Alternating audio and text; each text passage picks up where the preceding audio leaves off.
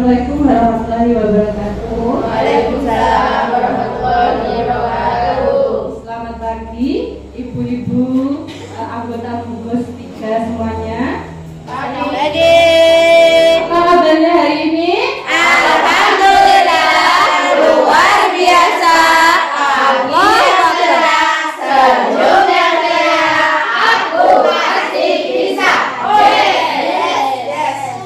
Luar biasa sekali semangatnya. Nah, ibu-ibu, pada hari ini izinkan saya untuk berbagi ilmu yang kami dapatkan dari program Guru Penggerak. Di sini saya bukan untuk menggurui panjenengan semua, tapi ingin berbagi ilmu tentang modul 1.4 yaitu budaya positif. Bagaimana ibu-ibu siap? Siap. Sekali lagi saya ucapkan terima kasih karena Bapak Ibu-ibu sudah hadir di sini, meluangkan waktunya, tenaganya. Terima kasih ya. Selamat datang para guru hebat. Mari belajar bersama, berkolaborasi, saling mendukung demi mewujudkan disiplin positif di sekolah kita tercinta.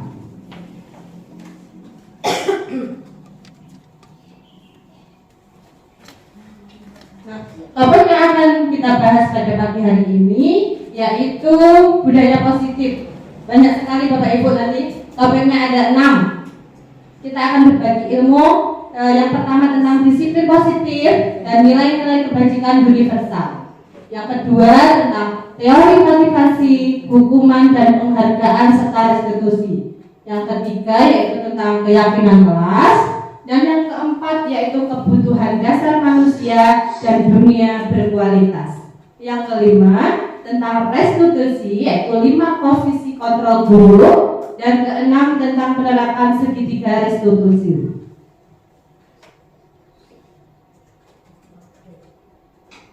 Nah, kita akan belajar tentang budaya positif itu apa sih? Budaya positif di sekolah yaitu nilai dan kebiasaan di sekolah yang berpihak pada murid agar mereka dapat berkembang menjadi pribadi yang kritis, penuh hormat dan bertanggung jawab sesuai dengan profil pelajar Pancasila.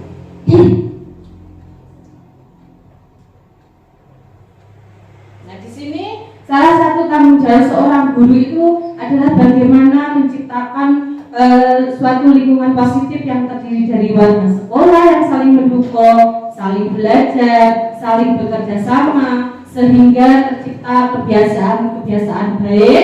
Dari kebiasaan-kebiasaan baik itu akan tumbuh menjadi karakter-karakter baik warga sekolah, dan pada akhirnya karakter-karakter dari kebiasaan-kebiasaan yang baik itu akan membentuk sebuah budaya positif. Nah, ini contoh kebiasaan atau budaya positif yang ada di TK Kartika. Ini saya ambilkan beberapa contoh saja nih Bapak Ibu. Sebenarnya banyak sekali. Salah satunya yaitu berbaris sebelum masuk kelas dan ketika pulang. Karena kalau untuk membiasakan kedisiplinan dan juga ini anak diajarkan untuk menjadi pemimpin. Kalau pemimpin itu kan akan mengasah daya percaya diri mereka, kemandirian mereka dan juga tanggung jawab mereka. Dan untuk pembiasaan yang lain yaitu kegiatan pembiasaan baca Iqra. Ini dilakukan setiap hari pada pagi hari sebelum masuk ke pembelajaran. Biasanya kami melakukan pembiasaan membaca Iqra.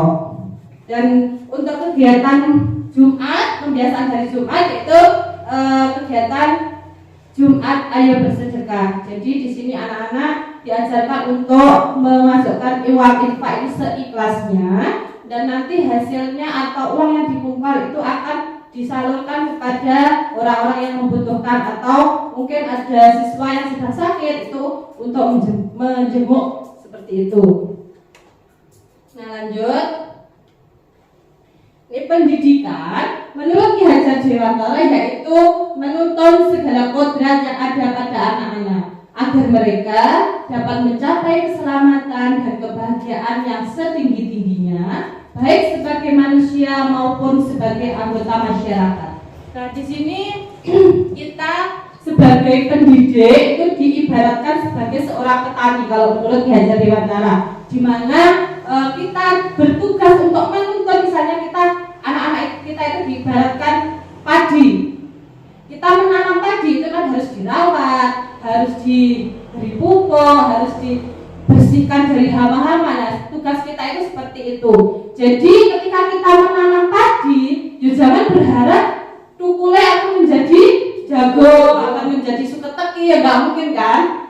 Seperti itu. Jadi kita diibaratkan sebagai seorang petani. Lanjut, di sini kita akan masuk kepada materi pertama, yaitu disiplin positif dan nilai-nilai kebajikan universal. Nah, sekarang kita akan, sebelum masuk ke materi, saya akan mengajak salah satu teman kita, siapa yang ingin maju ke depan, Mbak Nova.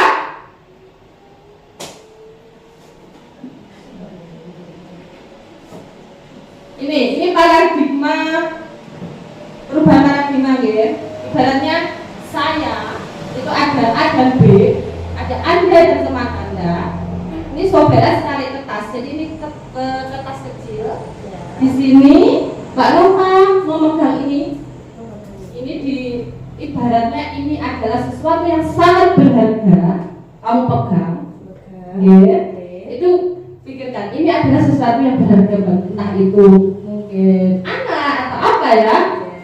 Nah, ini di sini peran saya adalah ini mengontrol Mbak Nova.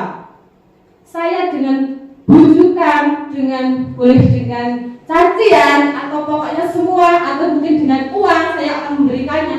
Apakah Mbak Nova mau membukanya? Nah, itu kira-kira ketika saya bilang Mbak Nova buka dong, nanti saya beri 100.000. Padahal ini sesuatu yang menurut Mbak Nova adalah sesuatu yang berharga. Kira-kira Mbak Nova bisa nggak? Mau nggak membuka itu? Nggak mau. Nggak mau ya? Nggak mau. Nah, ini yang menjadi apa namanya? Kita itu tidak bisa mengontrol perilaku atau tindakan seseorang. Yang bisa mengontrolnya adalah diri kita sendiri. Terima kasih Mbak Nova, silakan duduk. Nah, ini perubahan dari tadi ilustrasi yang kita lakukan tadi, perubahan paradigma teori kontrol atau teori pilihan atau ilusi kontrol, bahwa ilusi guru mengontrol murid.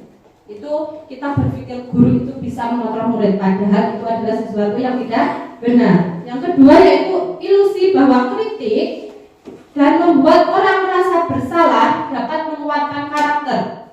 Tapi itu juga salah. Sebenarnya kita justru bukan menguatkan siswa atau murid kita, tapi malah membuat mereka itu karakternya menjadi lemah.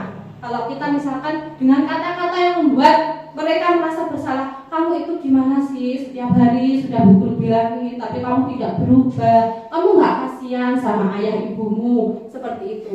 Kita pengennya, mikirnya itu bisa membuat siswa itu menjadi lebih baik. Ternyata itu adalah tindakan yang kurang tepat. Terus yang ketiga yaitu ilusi bahwa semua penguatan positif, efektif dan bermanfaat. Nah, saya tanya, ibu-ibu masih memberikan bintang, memberikan hadiah, memberikan piala bagi anak yang mungkin juara atau prestasinya itu lebih baik dari temannya? Ya. Ternyata setelah kami mempelajari materi di modul guru penggerak itu, ternyata itu adalah juga tindakan yang kurang tepat. Karena mungkin di balik siswa kita itu diberikan reward, jadi mereka itu ingin berbuat baiknya, ingin pinternya, ingin rajinnya itu karena mengharapkan imbalan yang akan didapatkan. Jadi bukan dari motivasi dari dalam dirinya. Yang ketiga yaitu ilusi bahwa orang dewasa memiliki hak untuk memaksa. Jadi ini juga tidak benar ya. Kalau kita sebagai guru harus memaksakan murid, misalnya pembelajaran muridnya tidak ingin menulis atau apa, tapi kita paksa. Misal, Bu Guru saya hari ini mau menggambar, enggak, hari ini sudah Bu Guru siapkan menulis. Nah, seperti itu juga tidak boleh ya. Ini kaitan disiplin positif, teori kontrol atau teori pilihan dari Dr. William Glasser. Yang pertama, Anda tidak bisa mengontrol orang lain, hanya Anda yang bisa mengontrol diri Anda. Nah, jadi kita itu sebenarnya tidak bisa mengontrol murid kita. Kalau murid kita sudah pengennya tidak, berarti juga tidak. Kita kontrol pun misalnya dengan hukuman, konsekuensi itu akan bertahan dalam jangka pendek. Nah, semua perilaku memiliki tujuan. Jadi semua perilaku murid itu memiliki tujuan. Teori motivasi itu ada motivasinya mungkin untuk menghindari hukuman, untuk mendapatkan imbalan, yang ketiga yaitu untuk menghargai diri sendiri. Untuk menghindari hukuman itu adalah motivasi ekstrinsik atau berasal dari hukuman. Untuk mendapatkan imbalan juga sama. Tadi kalau kita memberikan hadiah atau reward berupa bintang atau piala itu juga merupakan motivasi ekstrinsik. Yang motivasi menghargai diri sendiri itu adalah motivasi intrinsik, yaitu berkaitan dengan nilai-nilai kebajikan universal yang ingin diterapkan. Nah, model berpikir menang-menang, kolaborasi dan konsensus menciptakan pilihan-pilihan baru. Ini adalah teori kontrol. Nah, 5 posisi kontrol kita sebagai pendidik itu ada 5 posisi kontrol. Yang pertama yaitu penghukum, pembuat merasa bersalah, teman, pemantau, dan 5 manajer. Jadi nanti kita akan membahas satu persatu tentang 5 posisi kontrol. Nanti Ibu akan lebih memahami monggo. Untuk penghukum dan pembuat merasa bersalah, itu motivasinya adalah untuk menghindari hukuman. Jadi misalkan contoh, Bapak Ibu sekarang disiplin. Saya bertanya dulu, itu karena takut, misalnya kita absen kan? Motivasinya karena kita takut akan mendapatkan konsekuensi kalau kita tidak absen, atau memang itu berdasarkan dari dalam diri kita ingin menjadi guru yang benar-benar profesional, bisa menjadi teladan yang baik bagi murid, jadi datang lebih dulu, atau memang gimana ini? Karena takut? Ya. Aku tidak cair. Takut cair. Yang ketiga itu teman dan pemantau. Ini juga merupakan motivasi ekstrinsik, yaitu untuk mendapatkan imbalan. Jadi kalau kita posisi kontrolnya di teman atau pemantau, itu murid-murid itu motivasinya itu untuk mendapatkan imbalan. Seharusnya idealnya kita sebagai pendidik harus berada pada posisi kontrol yaitu manajer. Nanti kita akan bahas tentang posisi kontrol manajer itu seperti apa. Ya. Untuk penerapannya ketika kita sudah menjadi posisi kontrol manajer, nanti akan diterapkan kepada segitiga restitusi, yaitu 3 tahapan: menstabilkan identitas, validasi kebutuhan atau tindakan. Yang ketiga yaitu menanyakan keyakinan. Untuk pembahasan selanjutnya yaitu teori kontrol atau teori pilihan Dr. William Glasser. Realitas kebutuhan kita itu berbeda-beda. Kita berusaha memahami pandangan orang lain tentang dunia. Setiap orang memiliki gambaran berbeda. Jadi kita tidak boleh menyamakan persepsi kita dengan persepsi anak didik kita. Semuanya mempunyai kebutuhan yang berbeda-beda. Jadi 5 kebutuhan dasar manusia itu yang pertama yaitu bertahan hidup, penguasaan, kasih sayang dan rasa diterima, kesenangan serta kebebasan. Mungkin ada yang kebutuhan hidupnya sudah terpenuhi, jadi nanti akan naik level atau menjadi yang dibutuhkan adalah tentang kasih sayang dan rasa diterima. Tapi kadang kita tidak menyadari bahwa mungkin ada salah satu pendidik anak didik kita itu yang masih kekurangan dari 5 kebutuhan dasar itu. Mungkin kasih sayangnya belum terpenuhi atau apa. Jadi kita itu harus menggali dulu. Ketika anak berbuat salah, kita harus mencari tahu dulu apa atau penyebabnya. Jadi kita tidak boleh langsung menjudge anak itu malas, anak itu tidak mau seperti temannya, berarti anak itu tidak pintar. Tidak seperti itu ya. Lanjut.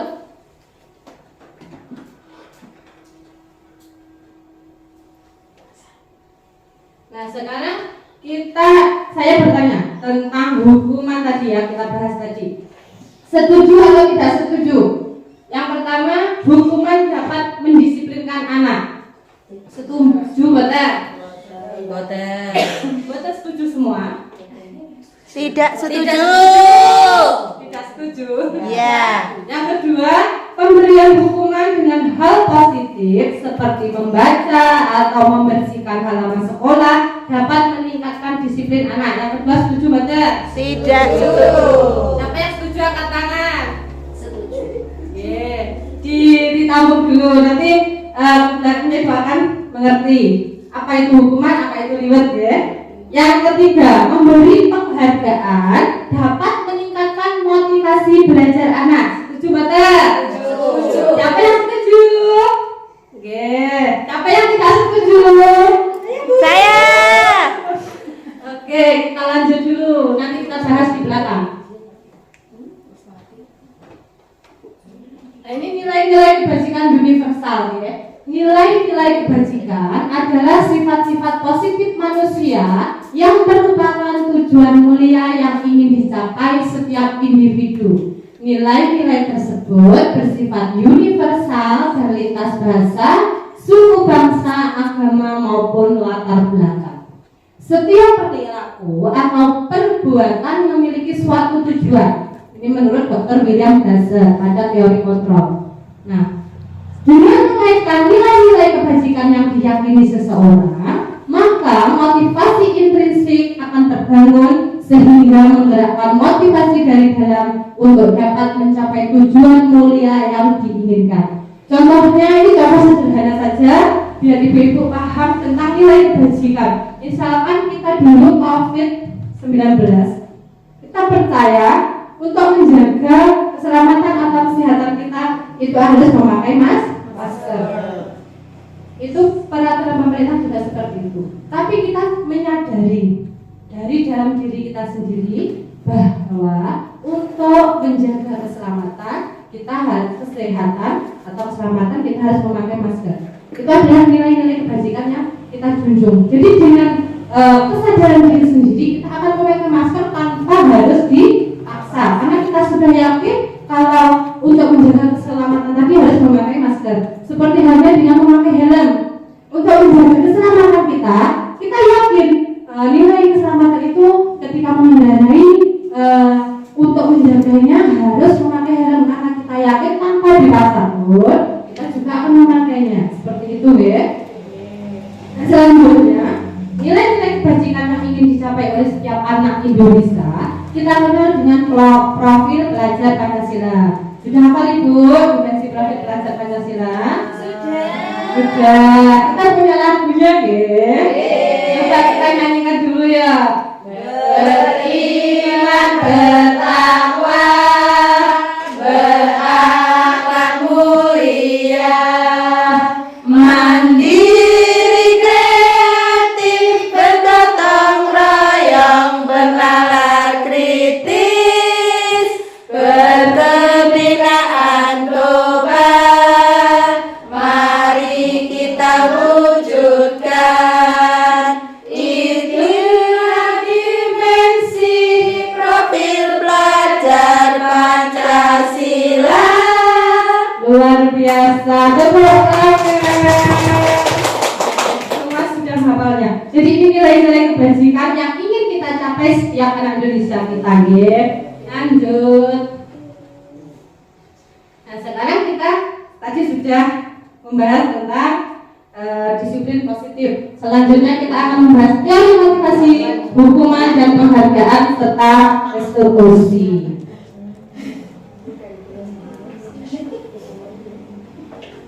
Teori motivasi perilaku manusia yang pertama untuk menghindari ketidaknyamanan atau hukuman apa yang akan terjadi apabila saya tidak melakukannya. Ini merupakan motivasi eksternal, yaitu motivasi yang berasal dari luar, bukan dari dalam diri. Yang kedua yaitu untuk mendapatkan imbalan dari orang lain atau institusi apa yang akan saya dapatkan apabila saya melakukannya. Ini juga sama, mengharapkan imbalan. Jadi ini juga motivasi eksternal. Yang ketiga yaitu untuk menghargai diri sendiri. Saya akan menjadi orang yang seperti apa bila saya melakukannya. Ini motivasi internal.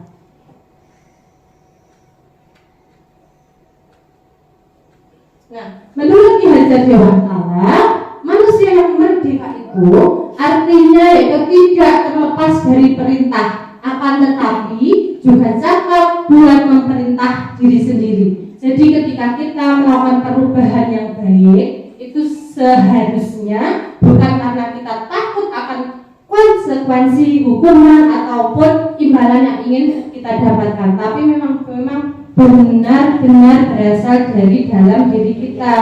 Kita akan memberikan contoh yang baik untuk anak didik kita, misalnya kita datang lebih awal, ya. Jadi sebisa mungkin guru yang menyambut anaknya, bukan anak yang menyambut gurunya.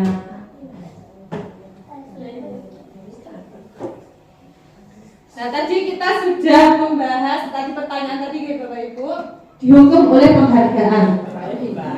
Tak bisa ya penghargaan itu dihukum oleh penghargaan itu. Coba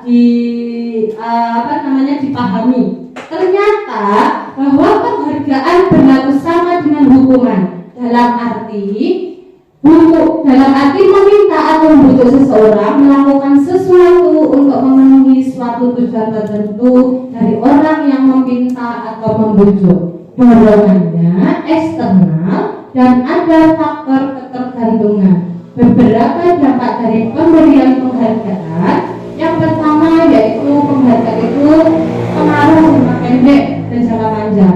Yang kedua, penghargaan itu memukul. Yang ketiga, penghargaan mengurangi ketepatan. Yang keempat yaitu penghargaan tidak efektif. Yang kelima, penghargaan itu merusak hubungan.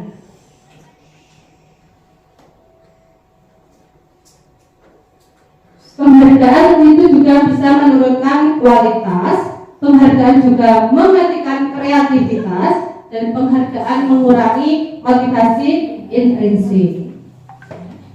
Sekarang coba Bapak Ibu tadi kan sudah coba kita dalami dulu tentang hukuman atau konsekuensi. Sebelum menjawab ini saya beritahu kalau hukuman itu jadi tanpa adanya kesepakatan antar murid. Misalnya ketika anak berbuat salah, ibu-ibu langsung menjatuhkan tindakan atau hukuman yang harus dilakukan. Misalnya kamu harus menulis 100 kali atau kamu bersihkan itu jadi kan bukan kesepakatan dari awal. Kalau konsekuensi itu adalah sesuatu peraturan yang sudah dibuat oleh sekolahan. Misalnya kalau tidak memakai seragam lengkap pada hari Senin, nanti pada waktu mengikuti upacara akan berada pada baris depan sendiri seperti itu. Kira-kira untuk pernyataan pertama, mencatat 100 kali di dalam buku kalimat, saya tidak akan terlambat lagi karena terlambat ke sekolah. Ini hukuman atau konsekuensi? Hukuman ya. Konsekuensi. Lari mengelilingi lapangan basket 2 kali karena terlambat hadir di sekolah. Kira-kira hukuman atau konsekuensi? Hukuman. Yang ketiga, murid diminta untuk push up 15 kali karena tidak menggunakan masker ke sekolah. Hukuman. Konsekuensi. Ada hukuman, ada konsekuensi.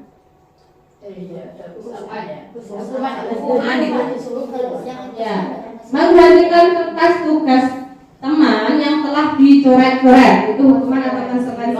Konsekuensi. Terus membersihkan tumpahan air di meja tulis karena tersenggol pada saat belajar. Konsekuensi. Murid disuruh untuk mengenakan sepatu seharian di sekolah karena tidak mengenakan sepatu hitam. Hukuman atau konsekuensi? Hukuman itu. Hukuman. Ya, kita tahu dulu. Yang terakhir, lari mengelilingi lapangan basket 2 kali karena terlambat 10 menit untuk pelajaran PJOK. Hukuman. Ada yang konsekuensi, ada yang hukuman. Hukuman. Kita lihat jawabannya. Tadi siapa yang sudah menjawab betul? Ya, yang terakhir konsekuensi. Berarti sudah paham gitu kan, pintar semua.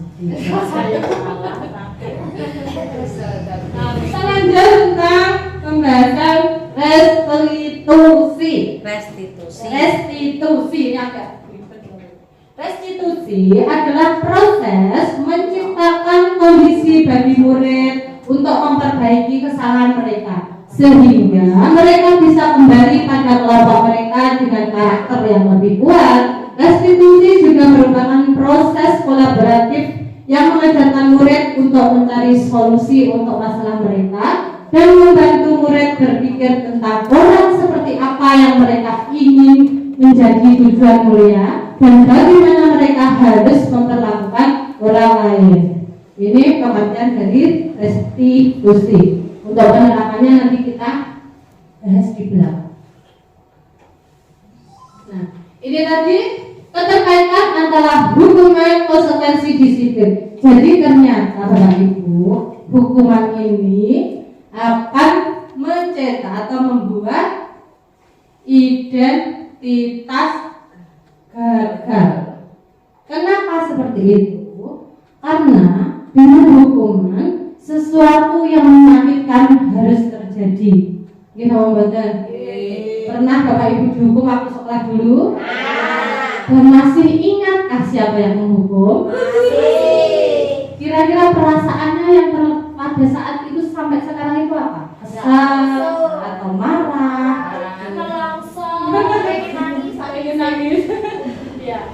Yang kedua yaitu tidak nyaman untuk murid anak untuk jangka waktu panjang. Nah, tadi Bapak Ibu masih mengingat kapan dihukum, siapa yang menghukum. Jadi walaupun itu sudah bertahun-tahun, tapi tetap tertanam pada otak atau memori kita. Sama ketika kita menghukum anak didik kita, itu juga akan tertanam. Oh, aku biyen iki lho, TK tau dihukum berbina.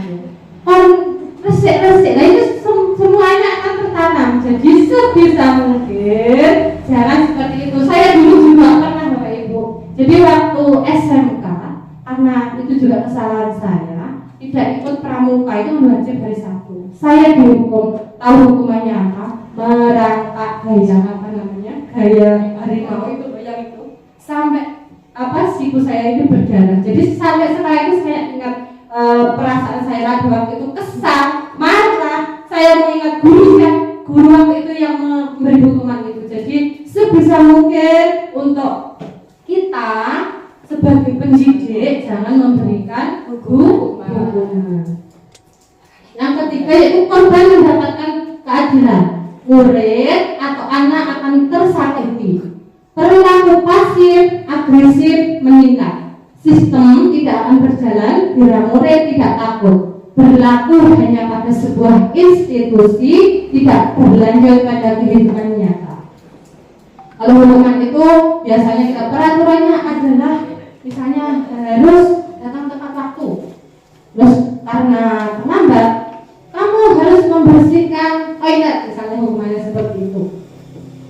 Nah, murid akan membenci peraturan. Jadi ketika dia melakukan kesalahan langsung dihukum. Jadi murid itu akan membenci atau tidak suka mentaati peraturan yang sudah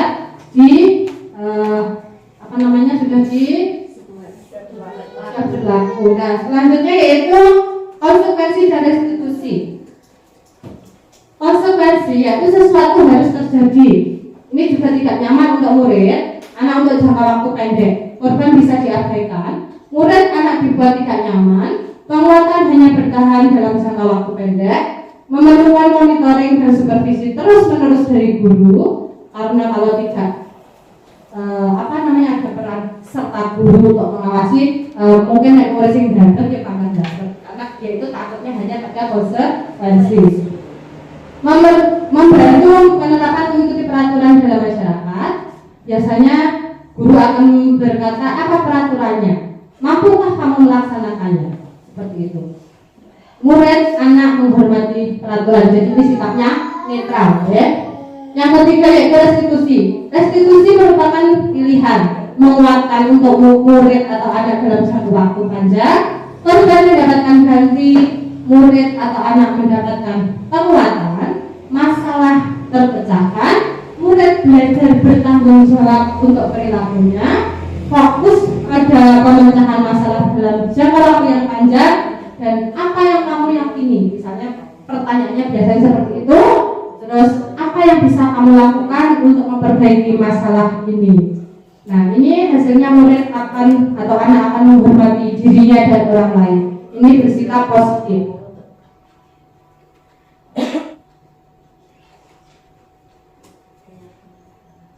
Selanjutnya kita akan membahas tentang keyakinan kelas. Bapak Ibu sudah membuat keyakinan kelas? Belum? Proses. Ini prosedur pembentukan keyakinan kelas. Yang pertama yaitu mempersilahkan warga sekolah atau murid-murid di sekolah atau kelas untuk bersuara pendapat tentang peraturan yang perlu disepakati di sekolah atau kelas. Jadi ini kita itu membuat keyakinan itu dengan berdiskusi dengan murid, ya. Jadi kesepakatan tidak hanya dari guru, tapi murid juga berpendapat kira-kira keyakinan kelas kita yang seperti apa yang ingin kita yakini atau kita kesepakati. Misalnya harus menjaga kebersihan kelas seperti itu, ya. Yang kedua, mencatat semua masukan-masukan para murid atau warga sekolah di papan tulis atau di kertas besar. Kalau untuk TK, kalau suruh menulis mungkin belum bisa, jadi anak-anak mungkin bisa langsung mengutarakannya, terus gurunya membantu menulis seperti itu, ya. Yang ketiga itu susunlah keyakinan kelas sesuai prosedur pembentukan keyakinan sekolah atau kelas. Gantilah kalimat-kalimat dalam bentuk negatif menjadi positif. Contoh kalimat negatif itu adalah jangan berlari di kelas atau koridor. Kalimat positifnya yaitu berjalanlah di kelas atau koridor. Jadi kata jangan, tidak boleh, itu sebisa mungkin dirubah menjadi kalimat positif. Jadi keyakinan anak-anak itu yang pertama juga positif juga. Misalnya jangan ramai di kelas, diganti dengan menghormati orang lain dan teman seperti itu. Atau jangan buang sampah di kelas, bisa dengan menjaga kebersihan kelas seperti itu, ya. Jadi kita merubahnya dari kalimat negatif menjadi kata positif. Yang keempat yaitu tinjau kembali daftar surat pendapat yang sudah dicatat. Yang kelima, tinjau ulang keyakinan sekolah atau kelas secara bersama-sama. Sebaiknya keyakinan kelas tidak terlalu panjang, bisa berkisar antara 3-7 prinsip saja. Jadi jangan panjang-panjang. Nanti yang panjang-panjang disusah murid-murid atau anak-anak menghafal keyakinan yang kita sepakati itu apa. Nah, yang keenam yaitu keyakinan sekolah atau kelas selanjutnya bisa diletakkan di dinding kelas di tempat yang mudah dilihat semua warga sekolah. Jadi ditempel di dinding seperti itu, ya. Mengapa tidak peraturan saja? Mengapa harus keyakinan kelas? Tadi seperti yang saya ungkapkan di depan tadi, mengapa kita memiliki peraturan harus menggunakan helm bila mengendarai roda 2? Mengapa kita memiliki peraturan 3M menggunakan masker, mencuci tangan dan menjaga jarak 1,5 meter? Mengapa kita memiliki peraturan harus datang tepat waktu mengikuti pelatihan? Jadi kalau untuk mendukung motivasi intrinsik, kembali ke nilai-nilai atau keyakinan lebih menggerakkan seseorang dibandingkan mengikuti serangkaian peraturan-peraturan. Jadi tadi kalau kita yakin menggunakan helm, keyakinan kita adalah untuk menjaga keselamatan atau keamanan. Jadi tanpa harus dipaksa kita akan mengikutinya atau melaksanakannya. Sama menggunakan masker itu kita yakin untuk menjaga kesehatan atau keselamatan kita juga. Jadi kita tanpa dipaksa pun kita akan melaksanakannya. Nanti biar lebih mahal kita akan praktek membentuk keyakinan kelas. Di sini saya seolah-olah sebagai gurunya dan ibu-ibu adalah murid-muridnya di kelas. Nah, kita akan membuat peraturan kelas. Yang pertama, murid di sekolah atau kelas untuk bercurah pendapat tentang peraturan yang perlu disepakati di sekolah atau kelas. Nah, di sini nanti ibu-ibu mencatat semua masukan-masukan atau para murid atau anak sekolah di papan tulis atau di kertas besar. Jadi ini saya bagikan sticky note. Nanti ibu tuliskan kira-kira peraturan atau kesepakatan kelas apa yang akan kita sepakati ya. Monggo.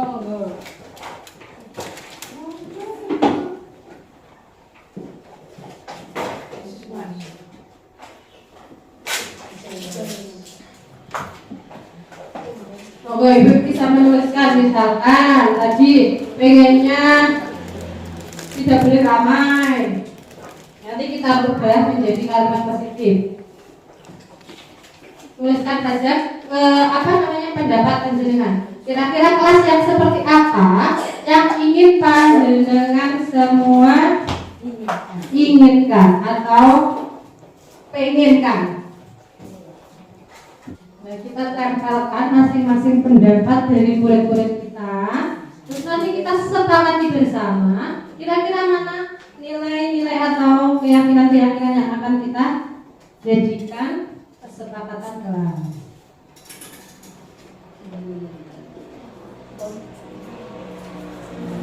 Siapa yang belum?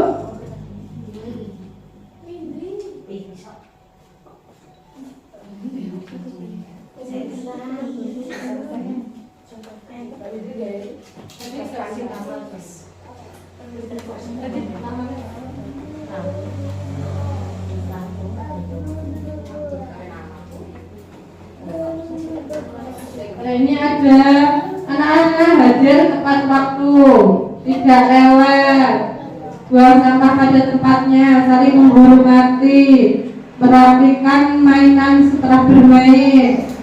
Dari Mbak siapa ini Mona?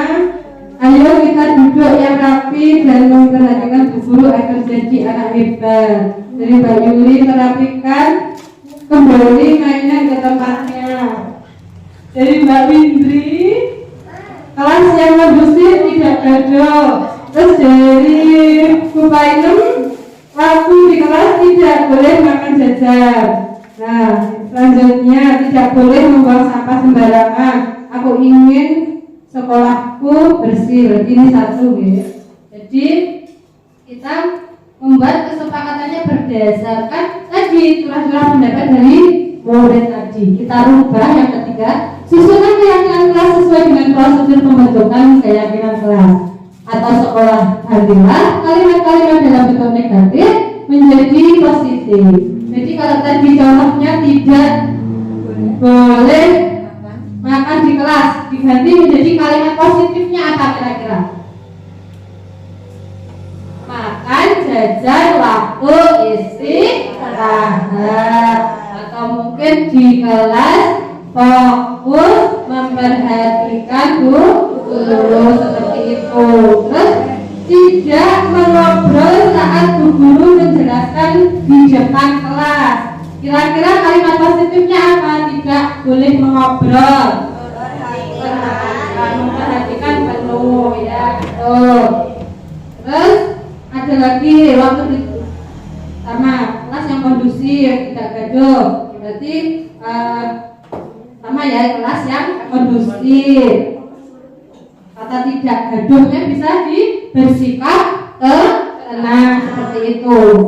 Dari sini Bu paham bagaimana cara membentuk keyakinan kelas yang baik dan benar? Paham ya? Terus dari yang selanjutnya keempat yaitu tinjau kembali daftar curah pendapat yang sudah dicatat. Jadi kita meninjau kembali kira-kira kesepakatan atau keyakinan kelas seperti apa yang ingin disepakati bersama. Terus selanjutnya tinjau ulang keyakinan sekolah atau kelas secara bersama-sama. Sebaiknya keyakinan kelas itu tidak terlalu banyak, bisa berkisar 3-7 prinsip keyakinan saja. Jadi akan mudah diingat oleh anak, terutama kalau anak TK itu kadang kan kita sudah membuat keyakinan seperti ini, besok lagi lupa. Kita bisa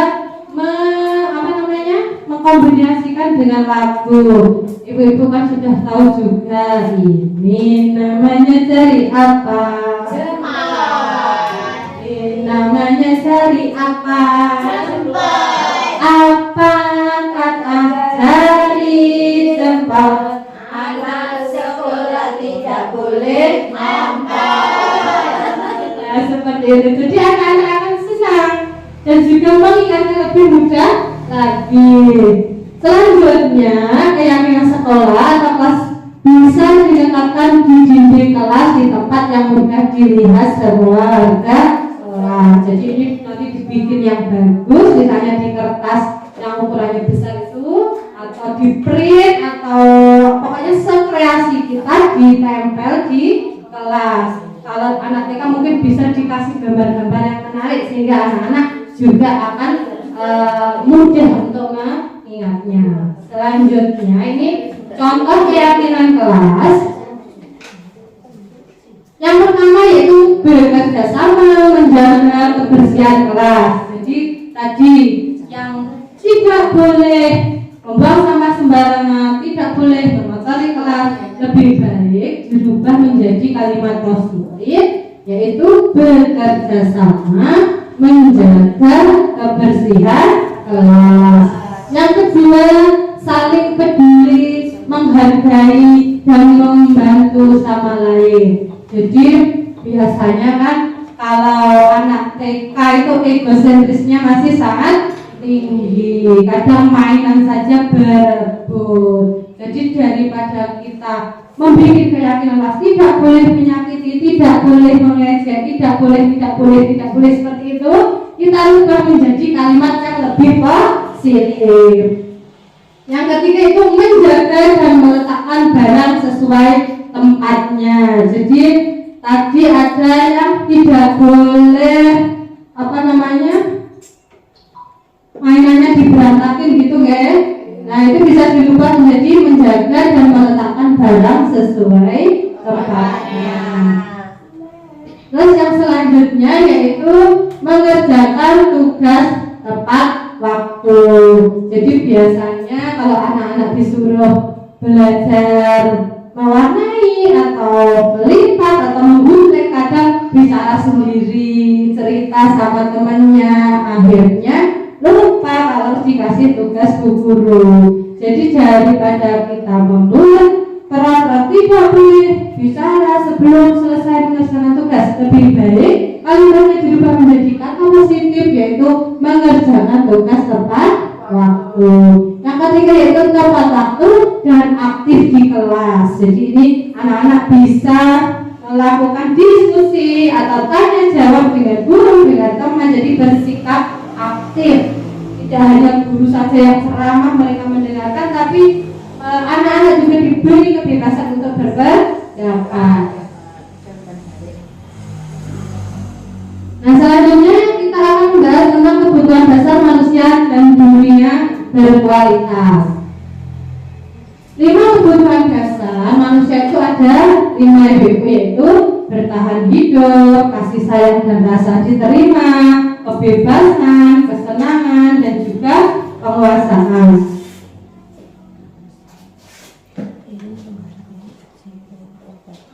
Nah ini 5 kebutuhan dasar manusia. Kebutuhan bertahan hidup atau survival adalah kebutuhan yang bersifat fisiologis untuk bertahan hidup. Misalnya kesehatan, rumah, dan makanan. Insya Allah ibu-ibu di sini untuk kebutuhan bertahan hidup atau survivalnya sudah terpenuhi semua ya.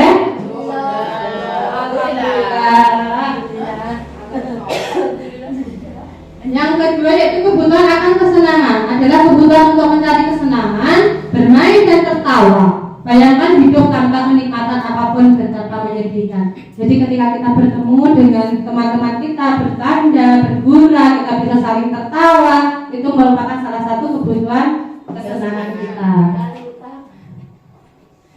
Kebutuhan untuk disayangi dan diterima meliputi kebutuhan akan hubungan dan koneksi sosial, kebutuhan untuk memberi dan menerima kasih sayang, dan kebutuhan untuk merasa menjadi bagian dari suatu kelompok. Kita juga membutuhkan kasih sayang kita dari keluarga, dari teman, dari rekan, dan dari orang-orang di sekeliling kita. Yang keempat yaitu kebutuhan untuk bebas adalah kebutuhan akan kemandirian, otonomi, memiliki pilihan, dan mampu mengendalikan arah hidup seseorang. Yang terakhir yaitu kebutuhan penguasaan, meliputi keinginan untuk dianggap berharga, bisa membuat perbedaan, bisa membuat pencapaian, kompeten, dan diakui atau dihormati.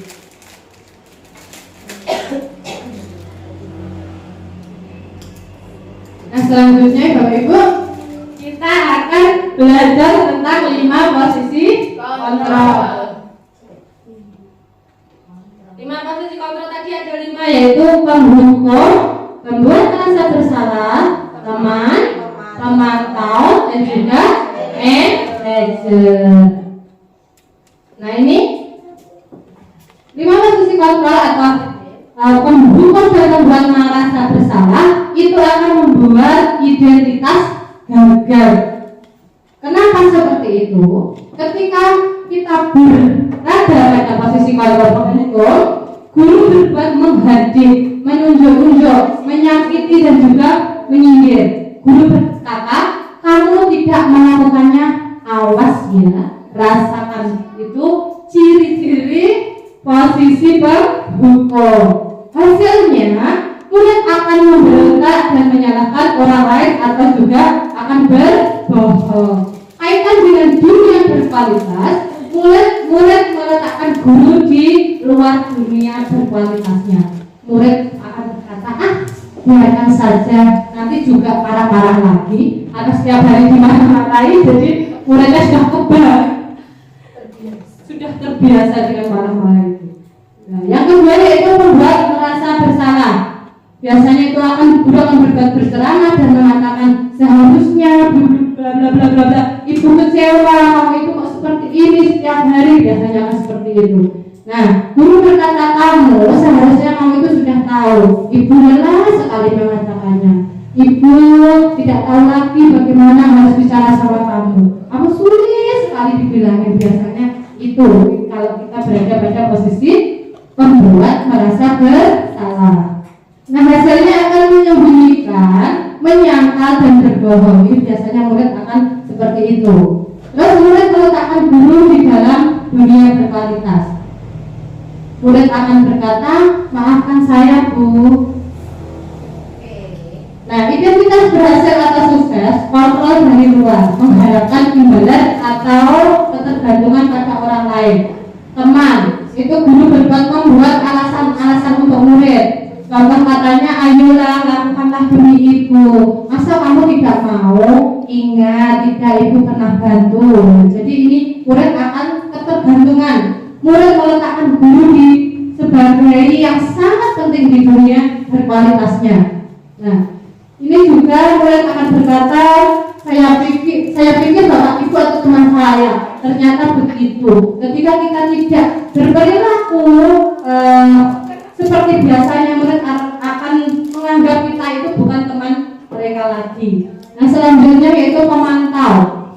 Biasanya guru akan berbuat menghitung dan mengukur apa peraturannya, hasilnya menyesuaikan diri bila diawasi.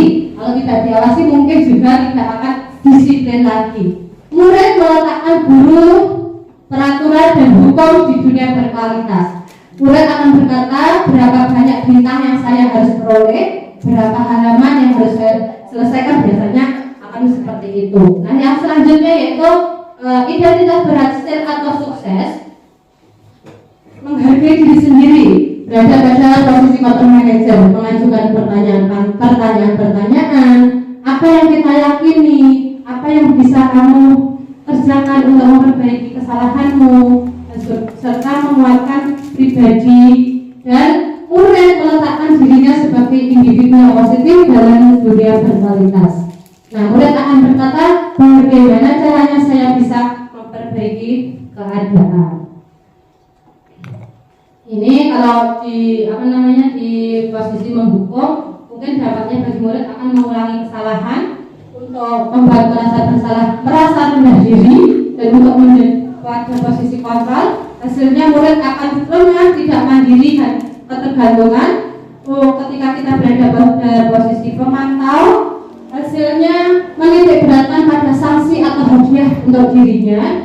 Dan ketika berada pada posisi manajer, akan mengevaluasi diri, bagaimana cara memperbaiki diri.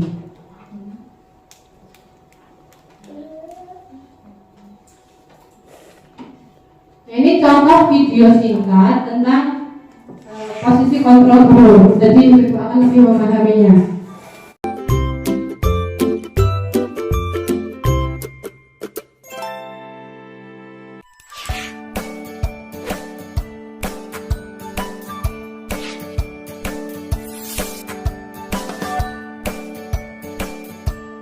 Halo, Bapak Ibu Guru calon guru penggerak. Video ini akan menampilkan 5 adegan interaksi guru dan murid. Silakan menonton dan merefleksikannya.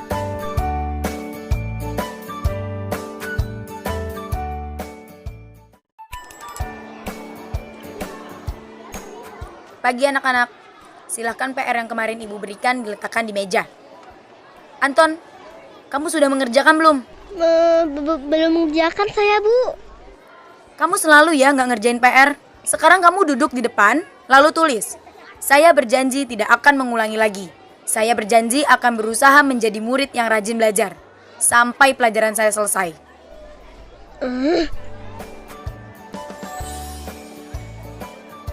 Pagi anak-anak. Hari ini ada tugas ya? Ada yang belum mengerjakan? Anton, kamu sudah mengerjakan? Belum, Pak. Kamu nggak ngerjain tugas ya? Kamu mau jadi apa nanti? Kamu niat sekolah nggak sih? Coba, bayangkan orang tuamu betapa kecewanya sama kamu. Kamu itu sudah kelas 5. Harusnya bertanggung jawab sama dirimu sendiri. Maaf, Bu, saya terlambat. Ya udah, nanti jangan diulangi lagi ya. Kalau kamu rajin, Ibu senang lihatnya. Ya, lain kali tepat waktu ya masuknya. Tos dulu dong. Kita kan teman. Wah, jadi kalau aku terlambat lagi, nggak apa-apa ya.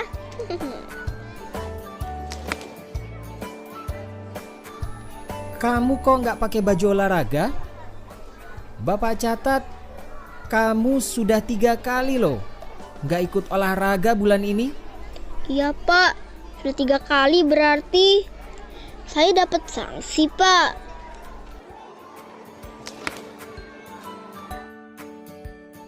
Ini, Bu, saya mau ngumpulin tugas. Maaf ya, Bu, saya terlambat ngumpulin tugas. Kenapa kamu terlambat mengumpulkan tugas? Iya, Bu, saya kalau sore bantuin ibu jaga warung, gak sempat ngerjain tugas. Kira-kira nih, apa yang bisa kamu perbaiki supaya kamu bisa mengerjakan tugas tepat waktu? Coba, kapan biasanya kamu membantu ibu jualan? Jam 6 sampai jam 8 malam, Bu. Bagaimana kalau kamu membuat jadwal? Kapan kamu akan mengerjakan tugas? Oh gitu ya, Bu. Saya coba deh, Bu. Terima kasih, Bu.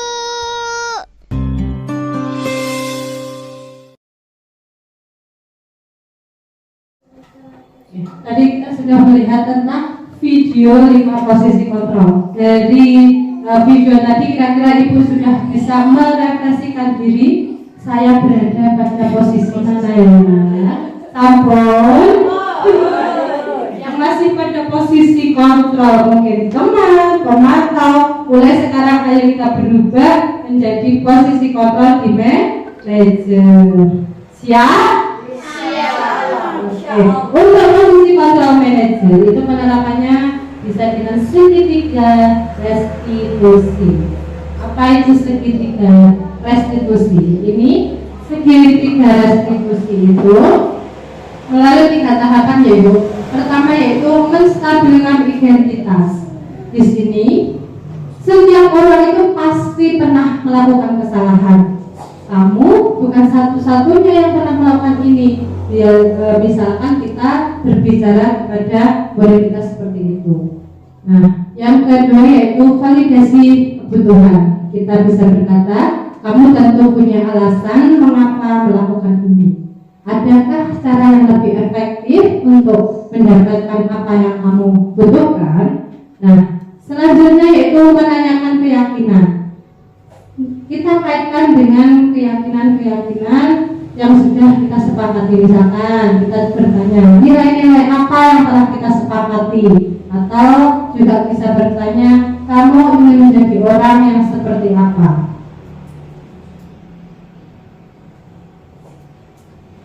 Nah, yang pertama yaitu menstabilkan identitas. Jadi kita bisa berkata, jadi ini untuk merubah dari anak yang berbuat kesalahan dan merasa identitasnya gagal, itu kita rubah menjadi identitas yang berhasil. Guru bisa berkata yang pertama, berbuat salah itu hal yang manusiawi, atau dengan berkata tidak ada manusia yang sempurna. Bapak Ibu juga pernah kok buat salah seperti kamu. Jadi anak-anak itu timbul motivasi dalam dirinya bahwa sesuatu itu bisa untuk diperbaiki. Atau mungkin juga kita bisa berkata, kita pasti bisa menyelesaikan permasalahan ini. Atau juga Bapak Ibu tidak tertarik untuk mencari tahu siapa yang benar dan siapa yang salah. Yang kelima, siapa yang salah, Bapak Ibu lebih tertarik untuk menyelesaikan tadi itu. Yang keenam, kalau kamu menyalahkan dirimu sendiri terus menerus, apakah kamu bersikap baik pada dirimu sendiri? Jadi ini kita berusaha menstabilkan identitas anak. Jadi yang berbuat kesalahan tadi, mereka menjadi berpikir positif bahwa setiap masalah itu pasti ada jalan keluarnya. Lalu kita akan validasi tindakan. Pada dasarnya, setiap tindakan manusia tujuannya adalah memenuhi kebutuhan dasar tadi. Apa itu penguasaan, kebebasan, kasih sayang, dan rasa diterima, kesenangan, atau juga untuk memenuhi kebutuhan bertahan hidup. Di sini guru dapat berkata, misalkan kamu bisa saja melakukan hal yang lebih buruk, tapi kamu tidak melakukannya. Yang kedua, kamu pasti punya alasan mengapa melakukannya. Atau juga bisa berkata, apa yang penting bagi kamu boleh tetap berusaha menjaga sikap itu, tapi tambahkan sikap yang lain yang buruk. Atau mungkin juga, maukah kamu belajar cara lain untuk mendapatkan yang kamu butuhkan tanpa harus memukul? Apakah kamu bisa melakukan dengan baik besok lagi? Jadi di sini kita harus memvalidasi tindakan. Kemudian anak itu sadar diri bahwa tindakan yang dia lakukan itu adalah perbuatan yang salah. Sadar diri, sadar. Yang ketiga, terakhir itu menanyakan keyakinan. Anak melihat kesalahannya dihubungkan dengan norma sosial dan nilai-nilai yang mendasari manusia berinteraksi dengan orang lain. Guru dapat berkata, apa nilai yang kita percaya di kelas atau sekolah kita, nilai-nilai yang universal apa yang telah kita sepakati. Atau yang kedua juga kita bisa berkata, kelas yang ideal seperti apa sih? Kamu ingin jadi seperti apa? Atau mungkin juga apa yang kamu rasakan ketika kamu melakukan itu, kamu menjadi orang seperti apa. Jadi ketika anak berbuat salah, misalnya ada anak yang mengantuk di kelas, itu kan juga salah, tidak fokus pada bu guru. Kita tanyakan dulu mengapa, memvalidasi tindakan tadi untuk menstabilkan identitas tadi. Kita bertanya kepada murid, tapi jangan langsung menghakimi. Kamu kok di kelas tidak memperhatikan buku gini, kenapa, jangan seperti itu ya. Kita tanyakan dulu, kira-kira anak itu bersikap seperti itu pasti punya alasan. Nah, selanjutnya ini adalah contoh penerapan restitusi yang sudah saya lakukan pada peserta didik saya. Yang pertama kasusnya yaitu Yasin marah dan berebut lem yang dipegang temannya.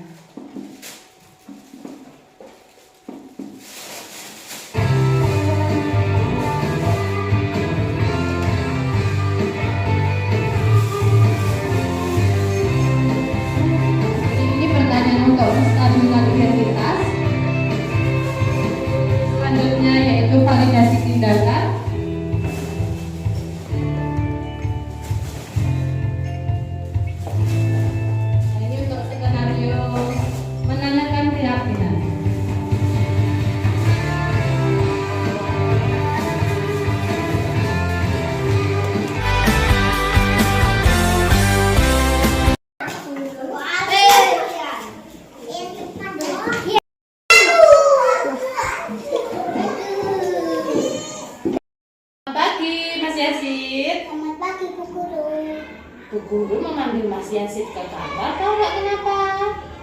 Nggak tahu? Tadi Bu Guru lihat pas waktu pelajaran menempel, Mas Yasid berebut lem sama Irul, iya tidak? Kenapa, Mas? Saya soalnya kesal dan marah sama Irul. Ya, Bu Guru tahu sifat marah itu wajar saja. Bu Guru juga pernah marah, tapi di sini Bu Guru tidak akan mencari siapa yang salah. Bu Guru mau mencarikan solusinya. Nah, tadi kan Mas Yasid bilangnya kesel karena lemnya direbut sama Irul. Nah, kenapa ya Mas Yasid kok berebut dan marah pada Irul? Soalnya yang ngambil duluan saya. Oh, tadi yang ambil duluan Mas Yasid. Jadi Mas Yasid kesel dan marah karena kok Irul diambil juga lemnya gitu ya. Perbuatan Mas Yasid yang berebut lem sama Irul tadi kira-kira perbuatan baik atau tidak, Mas?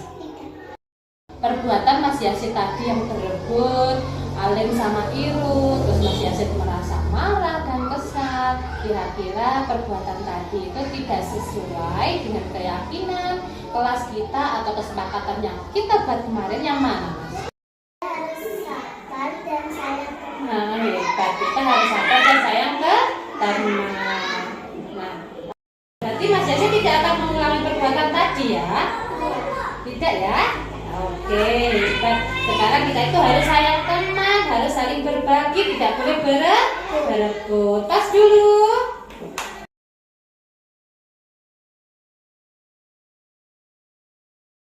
Saya sangat senang belajar sama Bu Guru. Saya akan sabar dan akan sayang teman. Oke, terima kasih. Sekarang kita sudah selesai materinya. Dari materi yang telah saya sampaikan, kira-kira pelajaran apa yang dapat Bapak Ibu ambil? Pak Novan? Banyak sekali yang dapat diambil.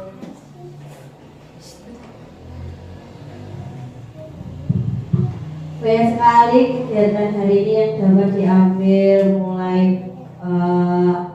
kita tidak boleh menghakimi anak, menghukum anak, dan banyak sekali.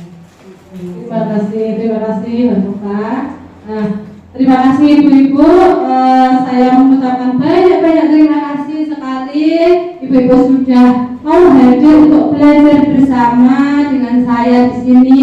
Semoga kedepannya kita bisa membawa perubahan yang lebih baik lagi, bisa menuntun anak didik kita menjadi generasi-generasi yang cerdas, yang unggul, yang mencerminkan profil pelajar Pancasila. Semangat Ibu-Ibu, kita jadi teladan yang baik buat anak-anak kita, ya.